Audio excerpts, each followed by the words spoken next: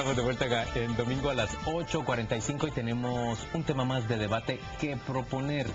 Y mire usted, se trata sin duda del ataque más cruento en contra de servidores públicos, en contra de las fuerzas de seguridad del Estado que ha padecido Guatemala en los últimos años. 8 policías fueron ajusticiados, asesinados exactamente, ese es el término correcto, ¿verdad? Asesinados en la estación, en la comisaría de Salcajá, Quetzaltenango. Usted sabe que Salcajá es un municipio muy poblado del departamento de Quetzaltenango, prácticamente es área suburbana de la metrópoli de Occidente, que es la ciudad de Quetzaltenango. Había 8 policías, había 10 policías en realidad en la comisaría. 8 fueron asesinados por los atacantes que entraron de una increíblemente fácil manera. Entraron como quien puede penetrar sin ninguna dificultad a las instalaciones de la policía. Terminaron matando a estas 8 personas y se llevaron por lo menos a un agente con rumbo desconocido. Se trata de uno de los ataques que se ha vivido de inmediato, fue objeto de repudio y de indignación por guatemaltecos y por la comunidad internacional, y sin duda, para empezar, nos habla de una gran vulnerabilidad de la fuerza pública en Guatemala. Pero una cosa curiosa del Cajá, llevaba 22 meses con 0 homicidios en el municipio. 22 meses. 9 municipios del departamento de Quetzaltenango en el año 2012 tuvieron 0 homicidios. Uno de ellos, pues, el Cajá. Pero además llevaba estos 6 meses del año, o sea, 5 meses y medio de este año, sin una sola muerte, y los últimos 2 o 3 meses del año 2011. Llevaba 22 meses sin una muerte violenta en el municipio. Y las primeras que salen son de 8 policías. Eso te pone un poco los extremos. Es un municipio muy pacífico, un municipio donde no suceden homicidios. Precisamente por eso pacífico que tiene, era que el presidente el viernes decía, o el jueves, no sé si cuando ocurrió, porque recuerdan ustedes que hubo 2 hipótesis. Las más sonadas fue que habían participado en la incautación de... Uno de los policías, por lo menos. Uno de ellos en la incautación de 1000 kilos de cocaína, y la otra es que habían participado en la captura de un capo. Pero cuando el presidente sale a desmentir esas 2 versiones, lo que dice es que precisamente por lo pacífico del municipio se había convertido en un lugar de negociaciones y de trasiego de drogas, aprovechando que pues nadie le pone atención a un lugar donde ocurren muy pocos crímenes.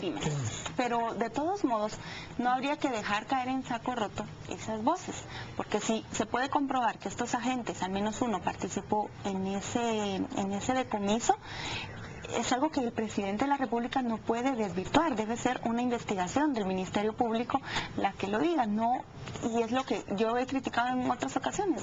No es al jefe del Ejecutivo a quien le compete dar ese tipo de información, decir si esto es así o no. Debe ser el ente investigador y después de corroborar varias cosas. A mí me llama la atención varios elementos en este crimen.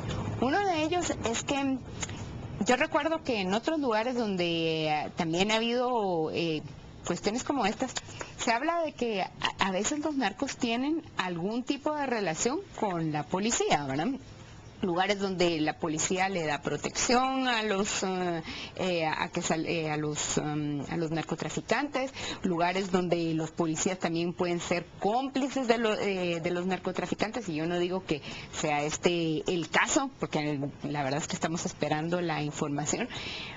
Pero sí llama la atención que haya un hecho tan contundente, y los narcotraficantes en general no es que lleguen a hacer algo así cuando hay incautaciones normales de droga, ¿verdad? ¿Te recuerdas el fiscal Stolinsky? Exactamente, sí. Ese es el otro hecho, la referencia inmediata. La referencia es esa, que había participado en un decomiso y a la semana se ejecutado de esa manera, que lo dejaron en pedazos literalmente frente a la gobernación de Cobán. Pero ha habido muchos otros decomisos más importantes y no ha habido ataques contra la fuerza pública.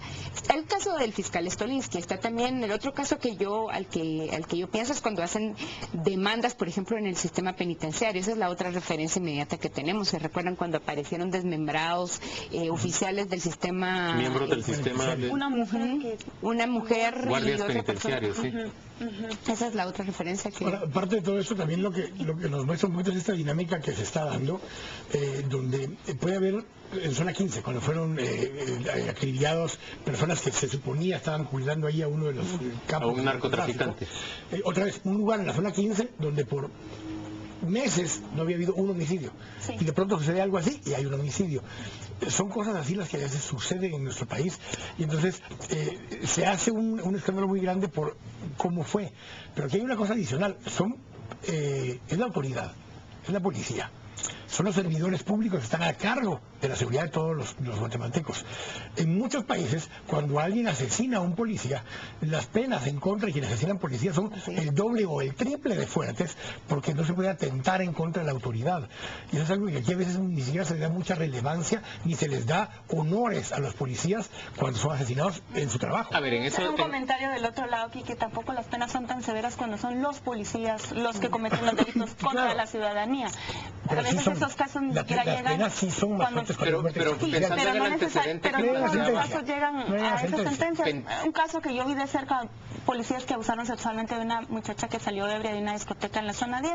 Ese caso no prosperó y ellos habían abusado de su uniforme, del vehículo y de su autoridad. Otro caso que vale la pena recordar es el de Huehuetenango. El año pasado desaparecieron 4 policías, si no estoy mal, y hasta hoy no han dado noticias de su paradero. O sea, estamos viendo 2 casos relativamente en la misma región, sí, en el occidente, de policías que llegan a ejecutar allí y que los desaparecen, porque el subinspector de Salcajá también fue sacado. Está secuestrado. Pensando Él no fue en el asesinado. antecedente del que hablaba Dina Fernández, es el caso del fiscal Staulinski o auxiliar fiscal Staulinski.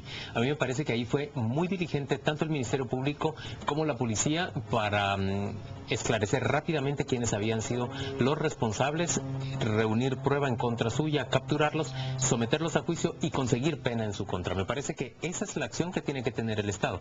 Ahora, yo estoy de acuerdo con que tiene que desarrollarse una investigación pues muy larga y muy profunda sobre este tema, pero me parece especialmente relevante tomar en cuenta lo vulnerable que puede ser una comisaría de la policía, ya sea que se encuentre en una gran ciudad o en una ciudad pequeña como Salcajá. No puede ser posible que una comisaría de policía pueda ser atacada de la manera en que lo fue. Supongo que tiene que haber mucha falta de profesionalismo, mucha ausencia de protocolos de seguridad para la propia comisaría para que se haya logrado dar, sin que abrieran fuego, esa penetración de parte de los atacantes hasta el interior de la comisaría. Sí. Bueno, pero es que esas cosas no vienen por pero se recuerdan que hace algún tiempo salió en Facebook un video de unos policías que estaban tomando y cantando en una comisaría. Claro. Que era precisamente, o sea, si esa es la forma en que nos conducimos en las comisarías, pues estamos